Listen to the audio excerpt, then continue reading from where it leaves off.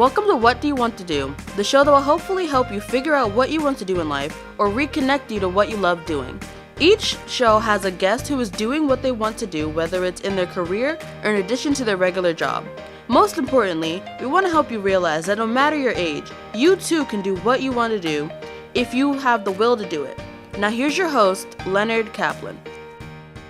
My guest on this return edition of What Do You Want to Do is Claudia Cardozo, the author of Love is the Path.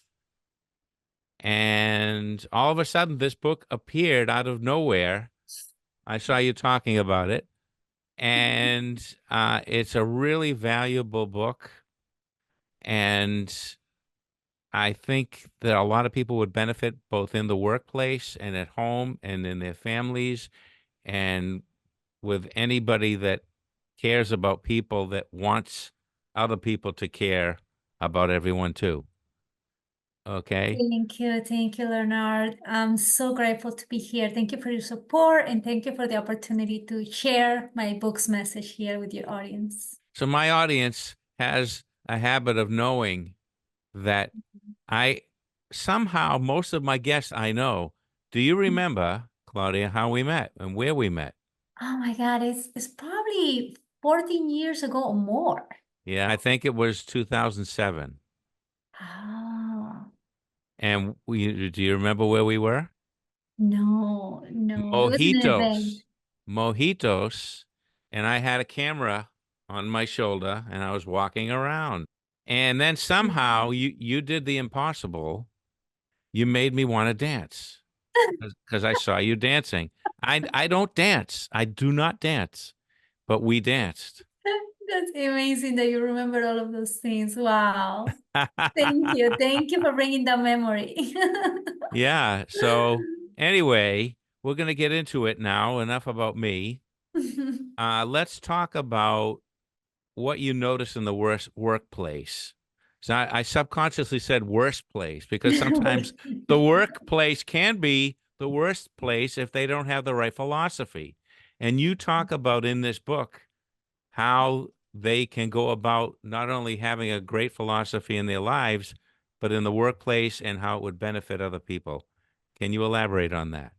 Yeah, I had so many experiences in the workplace. I mean, from like, working for, a Mexican place, a Mexican little restaurant in a food court, to working for government, for banking, for nonprofit organization, for a corporation. So I experienced many different workplaces, and I experienced cultures where like cultures of even politeness, where people were very polite. And I couldn't understand why I couldn't belong. And part of that, I think it was the journey that I've been on, in the last few years, which is a journey towards self-acceptance. And I talk in my book about, true belonging comes with self-acceptance too. When we're brave enough to show our real self, and then people accept who we are, right? So, and leaders also create a psychological safety for us to feel brave enough to show ourselves, if that makes sense. So I had experiences with leaders that helped me become the best version of myself, and also with leaders that rekindle, my childhood wounds, my insecurities, my fears. So in the book, I have, I've written about one of those leaders that, or managers, I should say, that she was very tough, very in her ways to talking to me. I mean, thanks to her, I improved my English because she criticized it a lot, and I went to college and improved my English. So some things, I have to thank her for, but in other ways, I had a lot of fear working for her. So you don't really flourish under fear. I understand that so perfectly. I've had bosses, in my case, principals, who were authoritarian like that one, and I've had some that made me feel very, very good. What the basic thing that I think that should be understood by anybody who's a leader or in charge of other people is if you make people feel comfortable, they're going to open up to you. They're going to feel comfortable because you created that atmosphere. You're responsible for creating that atmosphere that will make the workers want to not let you down. That's what they Abs- need to know. Absolutely. I also had a boss. His name was Dan Andrews. I mean, is Dan Andrews. He he was an insurance agent, and I was, working under his agency. This is back in 2005, probably. Maybe 2006. And one day I made a mistake on an insurance policy. And I was so nervous. I mean, you read this in the book. So I was Uh, so nervous, right? And in my mind, it's like, I'm gonna get fired because, like, how could I make this mistake? And I remember the following day when he was talking to me, how calm he was. I was confused. I thought he was going to be upset. He was so calm. He sit next to me and he said, "So what did you learn from yesterday?" And I was able to breathe. I was like, I know, I thought, and I went on to explain all of the reasons why I did, the procedure the way I did it. And as I explained to him, he said that he was glad that, that I learned from the mistake. And he went on to tell me the biggest mistakes that he made in the industry. So that's kind of like what good leadership looks like, really empowering people and relating to them, when employees confront difficulties at work. That is amazing, actually, because you were receptive, and once he set the tone, you were able to receive that kindness and understanding, which is amazing because you had been through so much when you were a kid. How do you think you held on to your confidence that some people are going to be okay? How do you not Mhm. wall yourself off with everyone at all times? How did you overcome that? Yeah, well, I have to say that I did carry a lot of um, the low self-esteem and the fear within me. And I feel like for most of my life, I lived in survival. So I Mm. was very vulnerable when I confronted leaders that were very, very difficult, that were unfair. It affected me a lot.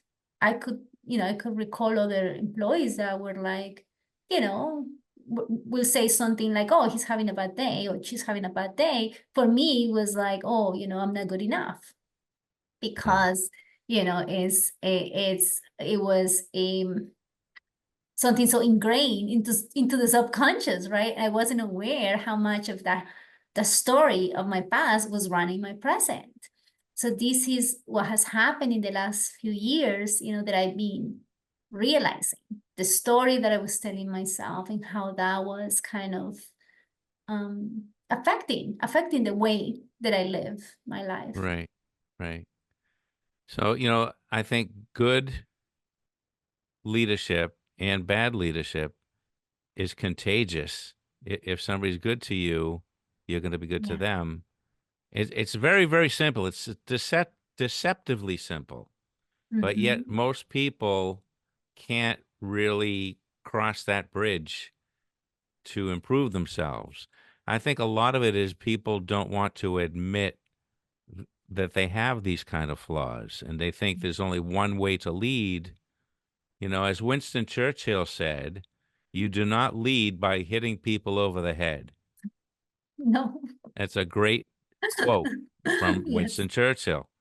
And he doesn't only mean literally, but he means in psychologically, socially, everything. Now, can you describe to the audience the work that you did to heal yourself, uh, and how long it took to feel that you really turned a corner? Well, I think the work never ends. It's a journey. I knew you were going to say that. I knew you would. I knew you would. But that's healthy. That's I'm healthy a in work in itself. progress. Everybody's a work in progress. Exactly. Yeah. So I think I definitely have a healthier relationship with myself. So and because I have a healthier relationship with myself now, and I'll tell you a little, some details of the healing journey, but I want to go back to the comment that you did about maybe people that don't want to invest the work, or like, right, you make some comment about some good leaders and not so good leaders. And I think the more work I do on myself and the more I embrace the dark aspects of myself, the more compassion I have, right? Because this journey of healing is not easy. I mean, when you start really paying attention of who you are, how you think, why you behave the way you do, sometimes it's disorienting because we're not always truly embodying the things that we truly value. It's a journey, Yes. to be so true to ourselves that we don't have any regrets is a life journey. So it's a commitment, it's a deep commitment, right? Right. So what I think is that, a lot of people is reacting to life, is surviving to what they had been, what they have experienced, right? So maybe those individuals that are not great leaders, they have terrible bosses in their life, and that's Yeah. what they learn, right? So that's kind of my theory on that, because when you get to a place of peace, when Mhm. you feel love in your heart, when you're like grateful to be alive, you don't harm others. That's right. You give what you have, right? So if someone is treating you badly, you know, in a way, they're treating themselves very badly, because they're not going to feel good about their actions afterwards, right? And they're creating this negative cloud and this negative karma that is just not letting have a fulfilling life. So the journey to healing is mindfulness, to be more in the being, in the doing. Is, for me, I think, is recognizing that we have divine energy within us. It's just feeling this sense of connection to everything I mean, that's my journey. I'm not saying that's the journey, but the journey for me is being very spiritual, Mhm. right? So I am a spiritual being having a physical experience here on earth. My time is finite, and there is a reason why I went through all of those experiences, right? So when I look back at my past and I think about all of the misery, let's call it misery, of childhood, right? Because it was difficult. But now I look at it with the eyes of like, wow, those experiences are giving me the empathy that I have today, are giving me the gift of coaching underserved youth and truly connecting with their struggle, connecting with their stories. I wouldn't be able to do that if I didn't have that past, right? So that's the healing, like to go back and like look at our stories with new eyes and not stay in the victimhood, but rather come back with the gift of those experiences. Let's go back a little bit, because in the book, this stands out for me because it doesn't sound like you at all. You said you were very impatient with people at work who didn't do their jobs correctly. I don't want to say that you were like the bosses that treated you that way, but it sounded like maybe they were influencing you a bit when you did that. Can you tell that story? So growing up, it took a lot for me to be noticed. Like I remember like a 7-year-old, like cleaning these like filthy jar and like moving some huge glasses and like injuring my finger really bad because I was cleaning. That was in And the group home, right? no, actually that was in a house where my mom worked. Oh, okay. So, when I did outstanding things, I was being noticed. I was like, oh, she's such a good girl.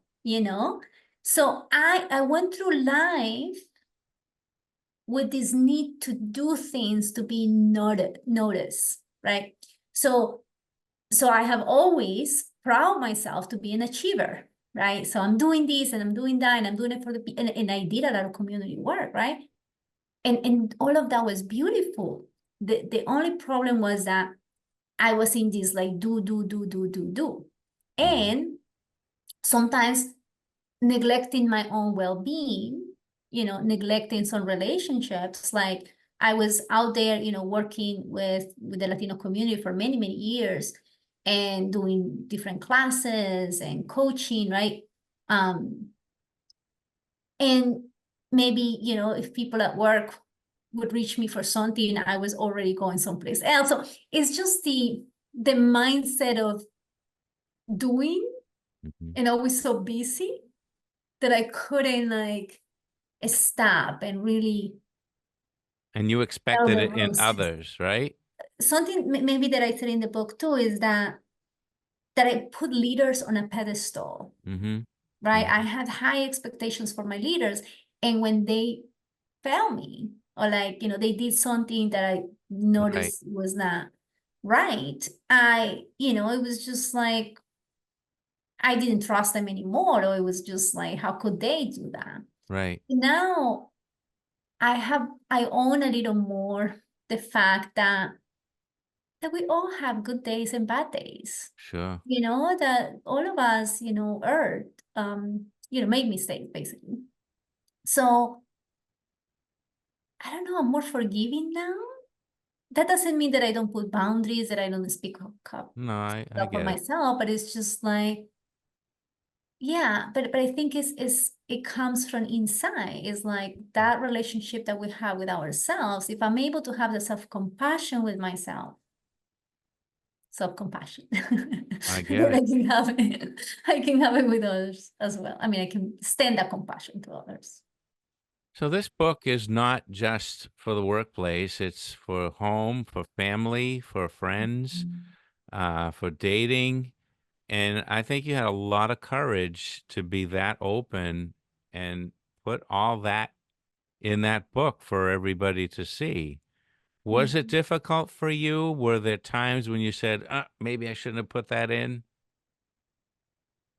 I was kind of tired to try to project an image of myself that it wasn't me, to try to, like, I had this relationship with myself where I wasn't good enough. So I always have to like You wanted to compensate for that, so you were performing performing. Exactly. Yeah. like So an actor. it's not, it didn't come from evil. It come No, from evil. That's a big word. You know, it's a survival thing. This is what I want to sure. convey in the book. Like I'm sharing my story in a way that people understand that a lot of people is surviving. They're just doing what they can do in order to survive, right? So again, growing up, for me, it wasn't okay just to be myself. I had to actually, you said the word perform, but but it's funny because I never say, oh, it wasn't conscious. Right. It No, wasn't I get conscious. It's just a subconscious belief of like, just who I am is not good enough. So I have to just, you know, right. do extra, right? So yeah, so the takeaway I want from people reading the book is like more compassion, right? So some of us are gonna get in this journey to healing, to be more of our authentic selves. And some others may need more support to do that. And the support is holding a space for people as they are, being vulnerable, right? If a lot of us are vulnerable, we create spaces where it's normal to be vulnerable. Right. But it's okay. You're good enough the way you are, right? And I think that's one of the main messages. And when I talk about self-love is that self-acceptance, right? And that commitment to take care of oneself and align ourselves with our values and, live the life that we truly want. Can you describe some of the disciplines that you learned as you do in the book? So I did meditation. Meditation. I did mindfulness. Um, I did Ayurveda. I What is did that? journaling. What Ayurveda. Adrevera? Ayurveda is just so when I went to the Dominican Republic Okay. with Oh my yeah. friend Angie, you know, she assisted me to take an assessment and to kind of discover, you know, my dosha type. And she created an experience for me there of meals that were according to my constitution, you know, like the type of meals that I needed to have. And she also customized a yoga retreat for my Ah. type of constitution. So Ayurveda is this ancient science of preventive medicine, Hmm. where you are like really thinking about the body and energy in the body and doing things to prevent sickness. Basically, that's what it is. So that, you know, journaling was big for me. Commuting with nature.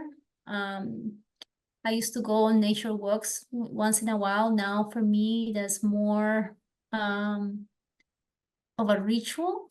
I have a little park close to my house, and I go there and I talk to some trees. Just I have Nothing a wrong. relationship with the trees already. They don't Because I talk see back, them. so there's nothing wrong with that. So yeah, so commuting with nature has been, you know, grounding in the earth, maybe taking my shoes off and just kind of, yeah, it's been a journey of grounding more in the being than in the doing. So feeling good enough with just being Claudia Cardozo, not so much what I'm doing, if that makes Hmm. sense. It does. Everything you've been saying makes sense. Now, are there people that you know that have maybe started that process of self-improvement or self-examination, but they just backed out of it and they closed their mind to it? Have you ever Well, there seen that? are there are a couple of things that are a little bit how can I call it? Traps. There are little traps, and I Tr was in both of them. So traps, you mean traps. traps. Okay. All right. One is this is the personal development loop. Say that again. Personal development loop. Okay. Personal development loop. Got it. I was, you know, I know a lot of people that were there, but I was also in that loop for so long. I mean, taking this workshop, taking this seminar, going this, going that, reading the books, right? And it's great. It's great to be learning and like all of these techniques and stuff, but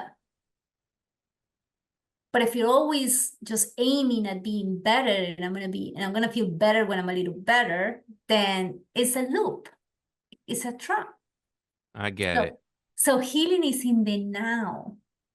Healing, right, is just accepting the self and, you know, and keep the journey, right? But just being in the now. So that's one. And I wanted to mention the other one, but you can go ahead. Well, the trap is you were stuck before you did all this in the self-improvement. I got to be better. I got to be better.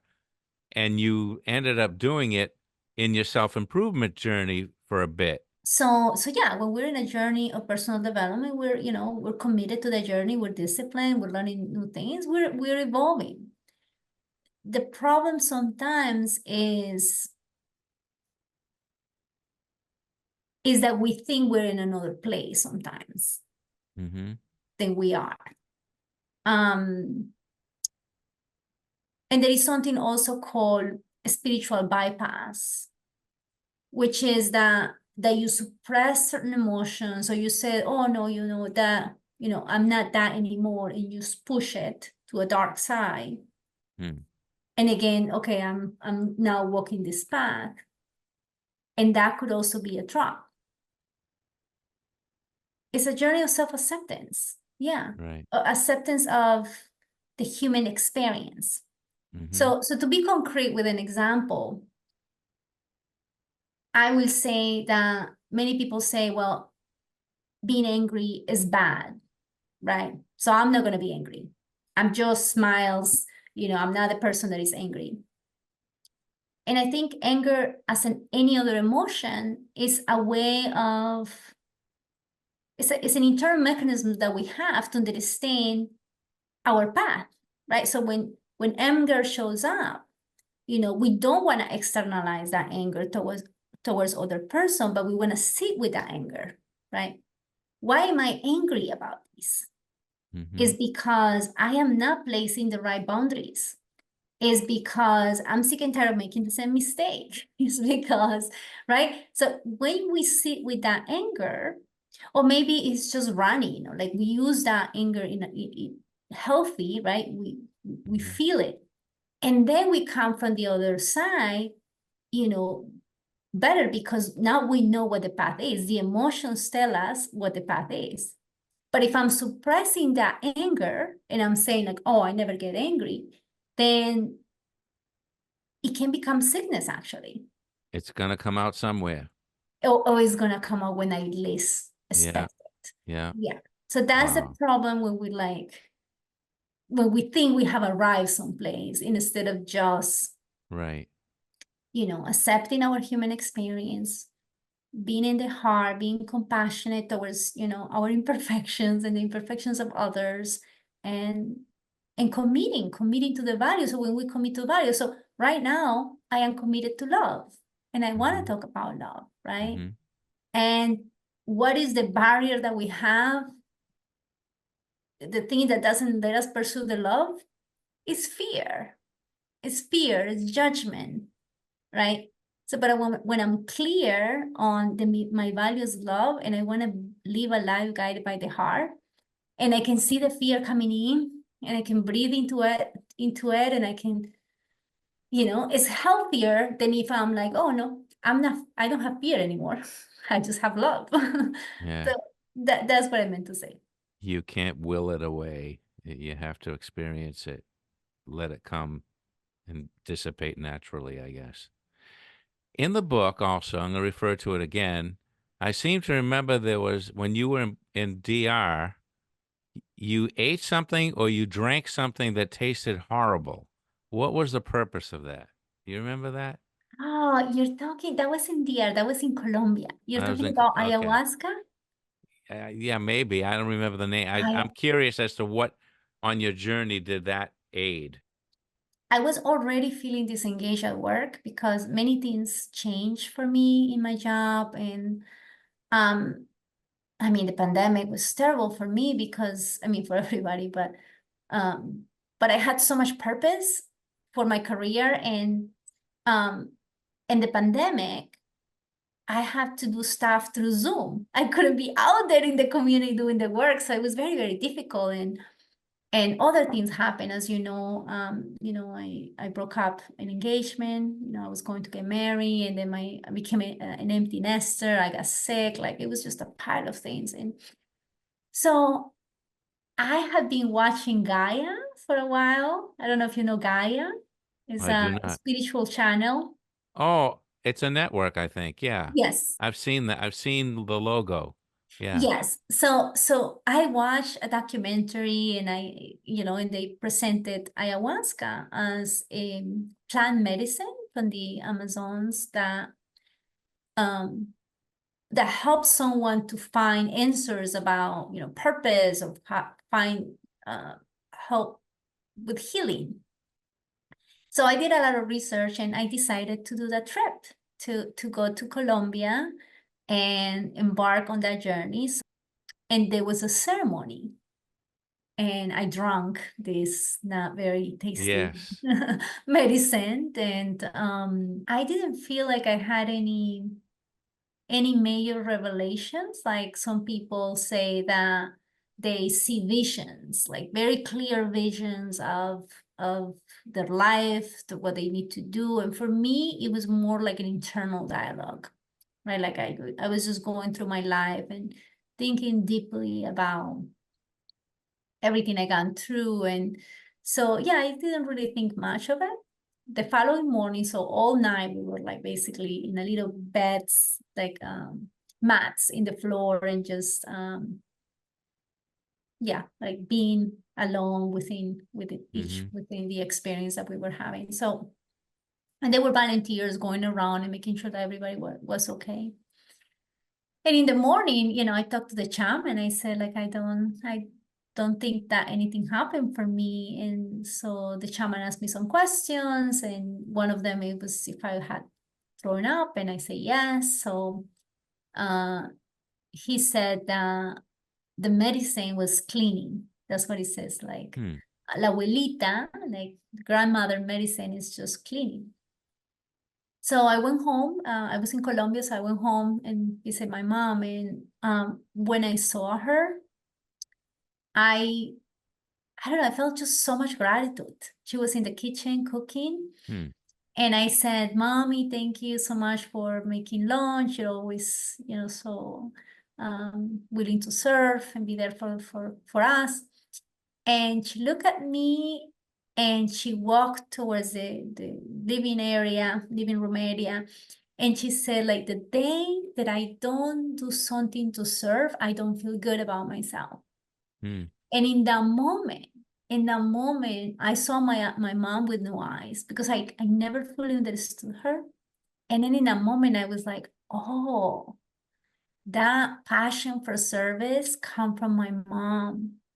And it was like this quantum moment of healing, deep healing, deep love and care for my mom.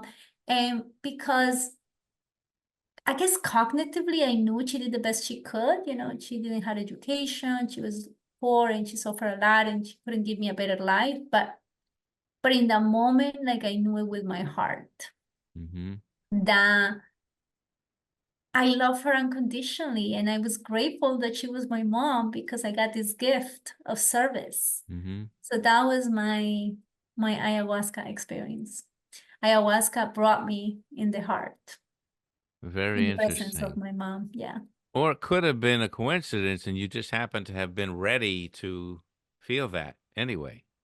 It could. It was just very timely. I Yeah. I had that experience and I felt Yeah. this profound love for my mom when I saw her. Let's talk about confidence, because I find in my life that when I haven't had confidence, I don't get very far. And I think most people are like that. But when you have confidence, you feel like you can do anything, and you do. You go beyond what you think you can do.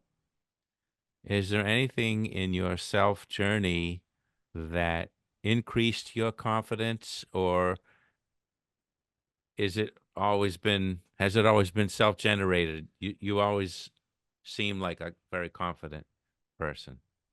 Thank you. Thank you for saying that. I have struggled with self-confidence all my life, so I feel really good that you're saying that.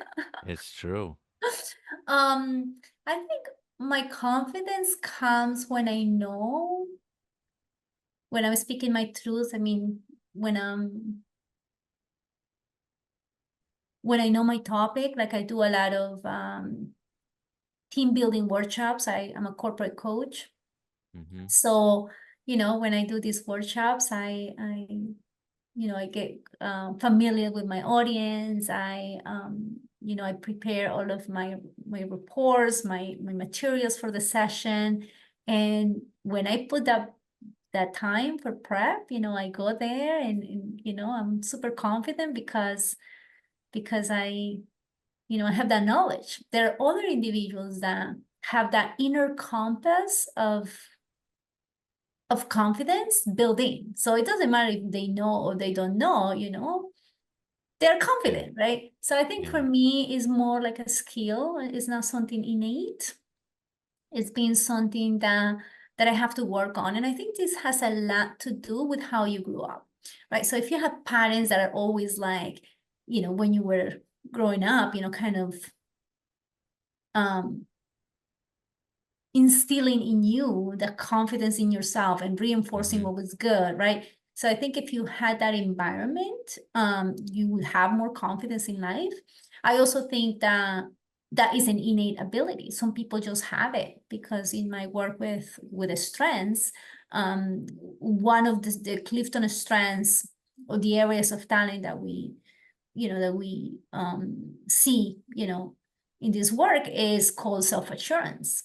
And, Mhm. and again, it's just this inner compass that people have to make better, to make good decisions, or to always feel good about, how they showcase themselves, or, what the decisions that they make.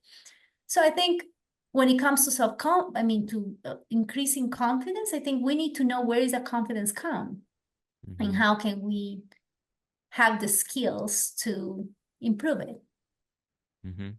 So for me, it's through knowledge, right? So if I know, what I'm going to talk about, then, I will be more confident talking about it, of course. Right. Right. I guess I was talking more about confidence in general, just Mm, walking around, you know. Some people don't have that, and it must be miserable yeah. when they, So I think that that comes from self-acceptance. yeah. Okay. Right? So now that I'm in this journey of just accepting my imperfect self, it's easier to, yeah, it's easy to go into places and have a sense of belonging, Um, yeah, but I think you may be talking about charisma. Like, I have always been charismatic. Well, charisma can disguise a lack of confidence. Yeah, yeah. So that my charisma, yeah, yeah. With my It, charisma, I didn't it, let my lack of confidence show up so much, I guess. but to admit that you have charisma is a form of confidence, right? Hmm. That's what I think. Thank you. Because if Thank if if you you. did not have any confidence at all, you would not recognize your own charisma, Thank you for saying that. right? It's Yeah. true. Yeah, I mean, in the past I did, and I mean, but people told me like you're charismatic, right? So Yeah. No, you are. You thank you you. you you light up the screen and a room and all that stuff. Thank you. So I have done a lot of work to be able to like embrace my charisma. Yeah. No, it's true. That's, something to think about. That's really interesting, that Thank you for aspect. that. Thank you for Oh, you're saying. welcome. Who are some of your influences? I know you mentioned Wayne Dyer as one Yeah. of your influences. Who are some of the other ones that you have? Oh my God. So many, but I think throughout my life, Wayne Dyer, Deepak Chopra, lately, Jay Shetty has also been an inspiration. So yeah, I'm drawn by leaders and spiritual individuals that are very connected to source and to wisdom. Let's talk about women and entrepreneurship and more confidence. Okay. How is your view of how women are doing these days in 2024 with entrepreneurship? Are there more women doing this Yeah. and they're doing well? I am surprised to see so many courageous women pursuing entrepreneurship, and there are quite a few people that I know personally that have quit their jobs to pursue Mhm. entrepreneurship, which I did too. That's what I did in 2002. In 2022, excuse me, I left my corporate job to pursue entrepreneurship full time, and I think corporations are, not all of them, but I think that they're losing a lot of talent, Mhm. a lot of corporate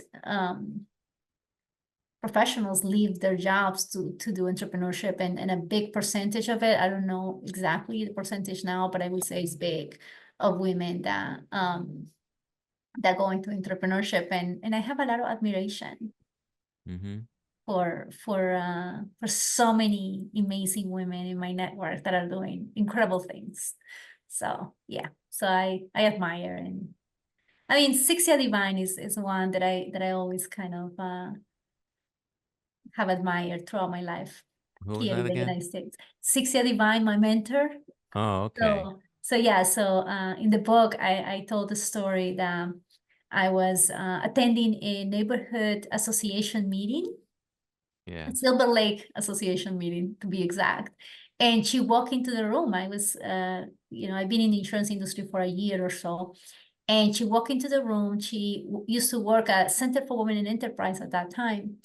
And she was so confident, full of energy, very charismatic, very, beautiful smile and full of positive energy. And when she finished talking, it was like a packed room.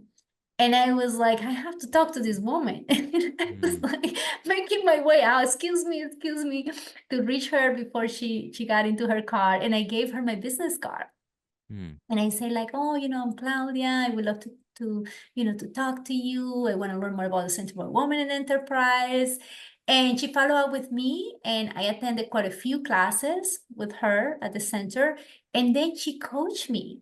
And it was because of her that I was able to move from insurance to my government job, which I loved. I mean, doing community service for like 7 years. So I wouldn't have been able to do that job between being an insurance associate to being a client service executive for the Commerce Corporation, if it wasn't because she coached me, she mentored me, she guided me. So yeah, I have a lot of admiration for her.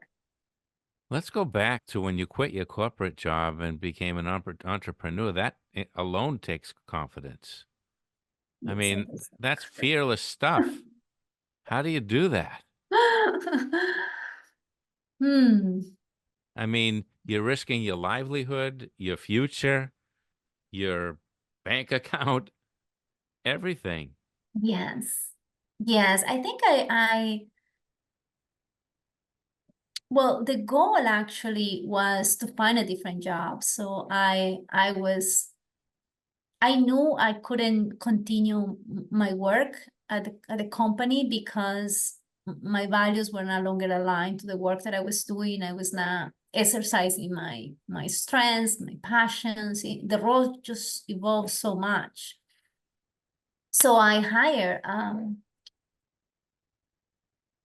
a coach, a career coach, and I was just trying to get another job. That's the only thing I was doing. But this coach was really good. He helped me see all the ways in which I could succeed in these other jobs that I was looking at. But he was also very honest, and he said, well, if you really want to get into this position, I would recommend that you do this certification or do this or do that. And I started reflecting upon that, and I said, and I went through three interviews.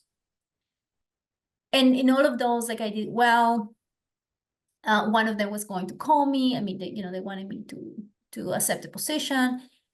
And I said to myself, like, if I'm willing to put the work to change industries, to change jobs, why would I not invest the same energy in getting the skills that I need to do my business? Because at that point, I had already been doing my business for a few years. So I started my company in 2017, but I was doing it part-time. So I would just do a few clients a year, to do strengths-based development work, appreciation of each other's talents and strengths. That's kind of the workshops that I do. So I already kind of knew I had some clients. I think it was easier because I've been doing it on the side. So it wasn't just like going into it cold. Exactly. So for me, it was just, I just need to go out there, find clients. I need just to go out there and do more of these. I just, so yes, I think it was a leap of faith for sure. But also it was having someone that coached me. I think that's so important. We need to like help others, to like if you've been to places that others haven't been and you can guide them to get there, I think that's the way to go. You've been a career coach, so you needed your own career coach for that move. So I wouldn't say career coach. I've been doing a strengths coaching. Okay. So it's a little bit different. It's more focused on Strengths. personal development. Yes. Oh, okay. Yeah. Okay. Now, getting back to the personal aspect, when you went full time in your business, how did that affect your work-life balance? Mm. That must have had a big effect on it because you cannot, you don't go home at 5 o'clock. You're working round the clock. How do you balance your personal life with that? Yeah. So I once did an interview for this entrepreneur who has reached a lot of success, was doing very well, in LA. And I had the opportunity to interview her when I was at the bank. And one of the things that she said that made an impact on me is like there is no such a thing as a work-life balance. Sometimes you have to work a lot, but then you have to know when you need to disconnect. Right. And I think I knew that. So that's what I've been doing in my business. Like I work when I have to work a lot, I work a lot. If I, one night I don't sleep a lot, well, that's okay. But I know when to disconnect. So, I take a week off here and there. I have done a few retreats, or even just knowing when just to, just carve an hour and just go walk. I mean, I think is knowing yourself to the point that you're not going to get too burned out. Yeah. So Yeah. as long as you're enjoying the work that you're doing, I don't think there's nothing wrong with working a few extra hours a day. But it's kind of like managing your energy. I think it's managing your energy. So sometimes, in the mornings, I don't work a lot. Like I walk, I do my yoga, I dance, I do my cacao ceremony with myself. And then, I work late into the evening because I feel energized in the evening, and that's okay. So I think it's managing energy more than other things. And everybody's clock is different. Exactly. Like That's honoring your own clock, right. internal clock. So at this point in the show, I like to have my guests give advice to young people who want to follow a path like you, loves the path, right? Who want to follow the path that the guest was talking about. So, what would you tell young people who have had trauma in the past and they want to improve their relationship with their boss, their relationship with their friends, their relationship with their family and loved ones? What would be your advice? Where would they start? Yeah, I would say that the relationship you have with yourself is the most important relationship you will ever have. So from that, I mean, from having a healthy relationship with ourselves, then all of the other relationships around are going to improve automatically. So what I would say is start, reflecting on your life, on the things that shape who you are, the things that you want to keep embodying going forward, the things that you may not want to bring to your new life, right? So there are aspects of our culture, our upbringing, habits. I mean, there's so many things that they have served us in the past, but they may not be serving us now. So I would say seek for mentors, seek for people that can help you become the best version of yourself, and dream big. Dream big, because if your heart desires something, there's nothing that can stop you except yourself. So that's what I would say. In my case, I wanted to write a book, I wanted to travel, I wanted to do coaching, and it took me a while to get here, but I'm doing it. I'm living the dream, and I am happy, and I embrace the past as it was, because I wouldn't have the empathy and compassion, and I wouldn't be in the journey that I am today without the struggle. So I think that rewriting our past in a way that is empowering, in a way that move us forward instead of limit us, is what we need to do. Really looking at the past and rewriting it in a way that becomes our fuel to go forward. Well, thank you so much for coming on to What Do You Want to Do? All you out there, don't forget, Claudia has her book, Love is the Path. I highly, highly recommend reading it. It's very valuable and it's awesome. So Thank you so much. thanks for coming on, Claudia.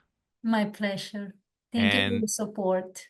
Of course. And for all of you out there, what do you want to do?